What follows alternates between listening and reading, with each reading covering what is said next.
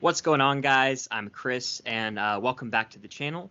Today I have a very exciting, interesting video as I'm going to be talking about what really happened at the end of Inception. If you've seen the movie, you know what we're talking about, but I'm not doing this alone. I am joined by Ryan over at Nerdy Blurb TV. How are you doing today, Ryan?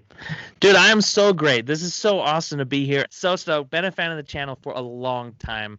This is awesome to be here. And we're talking about a movie that actually just turned 10 years old, Christopher Nolan's Inception. Many would claim this is a modern masterpiece. I am in that boat. I think this movie is phenomenal from start to finish. But the ending, you see Leonardo DiCaprio's character, Cobb, come back, and it's believed to be, in my opinion, that he's in reality. He has gotten out of limbo. He wakes up on the plane. It shows him at his house. He finally sees his kids for the first time in a long time.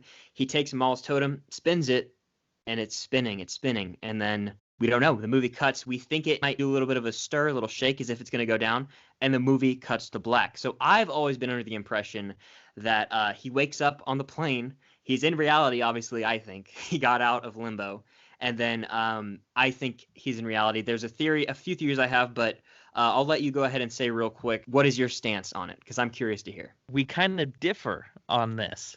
We do.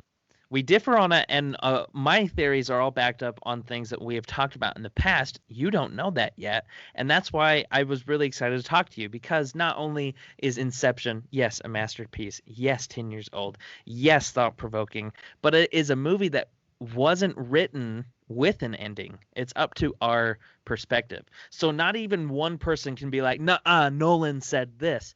No, Nolan said it's up to your perspective. My perspective is that he is still dreaming. He did not wake up. And I know everybody wants to believe that he's awake. Even I want him to be awake. But I have some theories that I want to share with you today. I am under the firm belief that he is in reality, and I know that Nolan purposely left an ambiguous ending because I believe he thinks the audience is very smart and intelligent. He doesn't like to really make things obvious, as he does that in a lot of his films. So with Inception, I think he's in reality, and then when he spins it and it does that, that's Nolan's way of kind of nodding at the audience, like, you can make the final decision. But there are hints left throughout the film that I believe he's in reality, and a major one for me is Michael Caine's character. Michael Caine has even said in interviews that any scene I'm in is reality. I'm the one who created the dream. I believe that's the quote he said somewhere, as he is the master over everything. He's as so he says. Right. He doesn't even know the ending either. Yet he is in that final scene, and he's never shown in a dream in the movie. So that's why I think it's a very interesting concept, and that's why I think he's in there. And another theory I have, and then I'll let you rebuttal, is the wedding ring theory. Leonardo DiCaprio's character is only wearing the wedding ring in dreams, and he's not wearing it at the end. I can't say that that's something that I subscribe to, mainly because it's so inconsistent in itself. The wedding ring theory, it would make sense, but I feel like that would be a huge oversight on Nolan's behalf. Because if he made a movie that is supposed to be open-ended, he wouldn't give hints to what end it should be. It can probably be a theory that you back up in your own mind, but when it comes to the actual canonization, we need to remember there isn't a canonization. Is it plausible? Yeah, it's totally plausible, because anytime that he's with his wife, or in the dream, he's thinking of his wife, that would make sense that he would be able to project that. But there's your problem, is I don't think you can project objects onto yourself. We do see people change their appearance. I should say that. So maybe possibly that is a thing. But we never really see him do that ever. He could possibly project a ring onto his finger, and that's why he's screwing up all the dreams. But I feel like from a filmmaker's perspective, Nolan wouldn't have done that at all to give us those hints. My theories lie within the score, interestingly enough. Okay. I will listen to Time, right? I'll listen to Time on the soundtrack, which is one of the last ones, if not the very last one on the soundtrack, and you can listen to it yourself, those of you tuning in. It's great. It's great to listen to. It's great to focus to. It's like the last stuff you listen to of the movie. Like when he wakes up from the limbo that he brings back, Ken Watanabe, He brings him back. We're listening to that music. In a way, it's so triumphant. He's walking through the airport, and it's just like, you freaking did it, man. You know, like he's looking at everybody, and like, we did it together. Awesome. But then when he gets home by himself, pay attention to what the music is telling you. How do you feel? And because it's such an open-ended movie, you are the one who creates that ending. What is the music telling you? Now, it's telling me something different than it's telling you.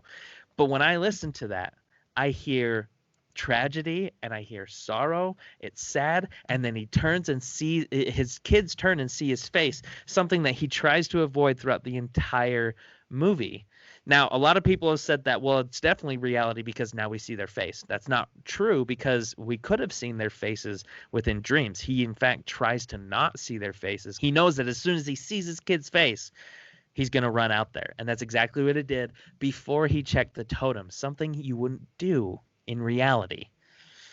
Therefore, he is asleep. That's only one of the many, many theories that we can go down. But what say you, Chris, to that theory? I mean, it sounds like there is definitely an argument to be made for both sides. Truth be told, I myself just like happy endings. That's the way I am. And so when I see the film dude. and it's playing that triumphant music, that's the way I see it, as a triumph. He has finally gotten back home.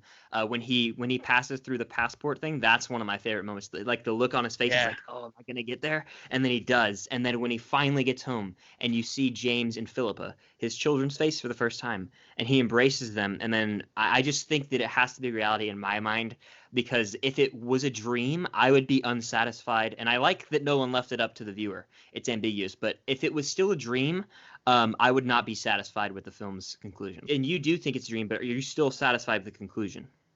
I would be. Only if Nolan makes a second one.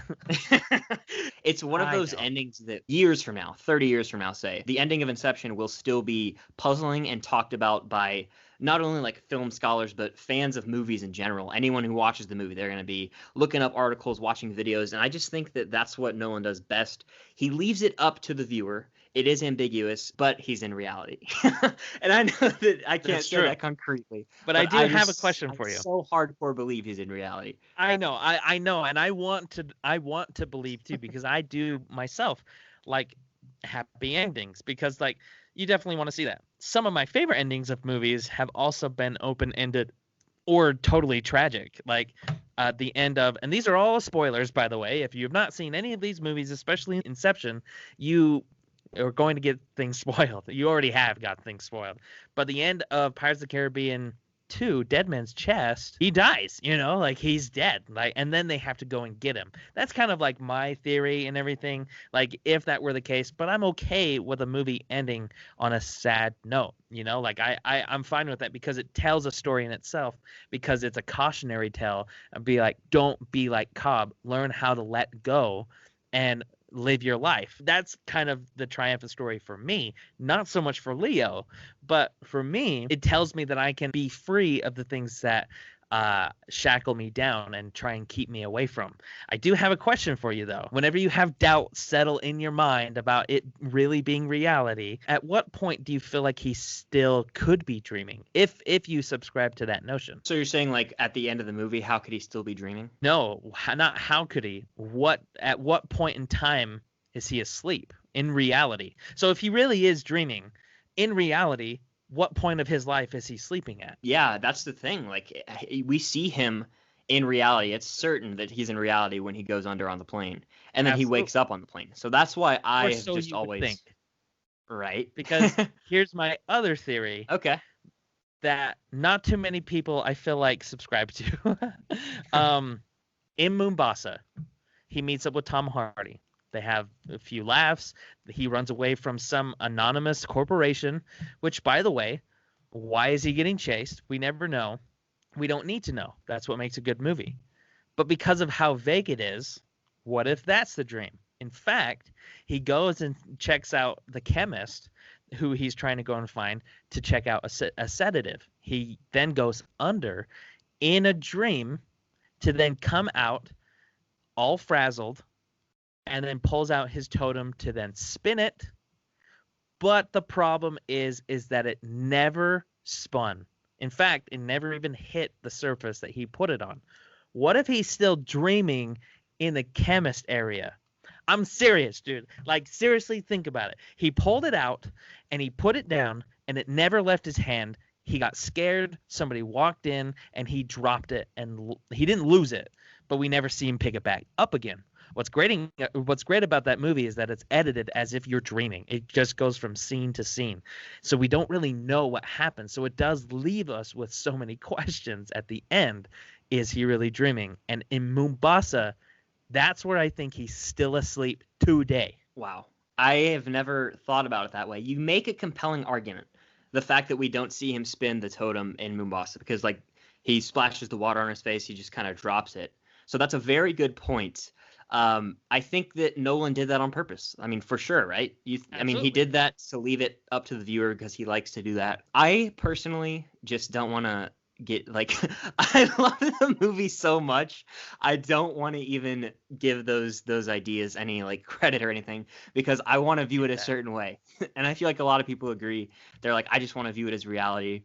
But then when you really start to prod it and really dig into it, it doesn't get out of your head. It's like Inception. It does not go away. You're living the inadequacy that Cobb himself was living his whole life, that he just wants to live outside of reality. If that's the case. That's the case. If he's really dreaming and you just want to be under the impression, you know that you are literally Cobb right now. I am fully aware, and I've embraced it. Okay. Or maybe we're all in limbo. Who knows? Who knows what's reality and not at this point? But I think that's going to do it for this discussion on what really happened at the end of Inception. Always fun to sit down and talk about a Nolan movie, but I'm really glad you could join. Ryan, if you have anything you want to plug, the floor is yours. Yes, if you have not subscribed to Filmstock, do it freaking now. What are you doing? Go and check him out. If this is the first video you've seen, I'm so excited for you because there's so many other videos that you can go and check out. Also, go and check out his podcast, Film Saga Podcast, with him and Trevor. By the way, go check out Trevor over there at Film Geeks. He's awesome too. Me, that's about it. If you have any of your own theories, comment down below, because I spam this channel's comments like no other, and I check those all the time. So go ahead and leave it. I'm excited to see what you see. Well, thank you very much for those kind words, Ryan. I'm glad that I could have you on. I've got a lot of content planned, whether it is a new podcast episode with myself and Trevor from Film Geeks. We're having a blast doing that. Can't wait for a potential Christopher Nolan related episode. So if you like this, stay tuned. That could be a lot of fun. Until next time, I'll see you guys later. And you decide whether or not you really watch this video or not.